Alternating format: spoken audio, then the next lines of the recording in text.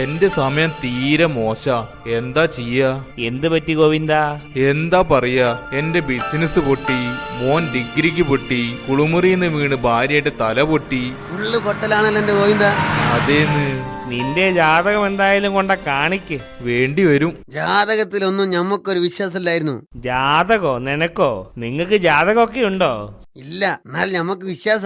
എന്താ സംഭവം? ഞമ്മളെ കസ്നിക്കാരനില്ലേ ഒരു രമേശൻ, പുതിയങ്ങാടിയുള്ള ഓന്റെ ഏട്ടൻ മൂപ്പര് പണിക്കരാണ്. എനിക്കറിയാം, ദാമോദര പണിക്കര്. മൂപ്പര് പറഞ്ഞ അച്ചട്ടാ. എടോ, എന്താ സംഭവം? ഈ അത് പറ. എന്റെ ഇക്കല്ലേ മൂസ. ഏത്? നമ്മളെ പാചകക്കാരൻ മൂസ?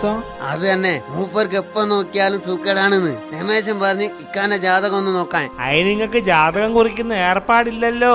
ഇല്ല, അതിനു പകരം ജനിച്ച സമയവും ഡേറ്റും കൊടുക്കാൻ പറഞ്ഞു. അതൊക്കെ നോക്കിയിട്ട് പണിക്കൻ എന്താ പറഞ്ഞെന്നറിയോ? എന്റെ ഇക്ക കള്ളന് കഞ്ഞി വെച്ചനാവുന്ന്. അതേതായാലും കഷ്ടായി. വല്ലാത്തൊരു പ്രവചനം തന്നെ. ശരിയല്ലേ? ഇപ്പൊ എന്റെ ഇക്കാണ് ഇവിടുത്തെ ഒരു മന്ത്രിയുടെ പാചകക്കാരൻ.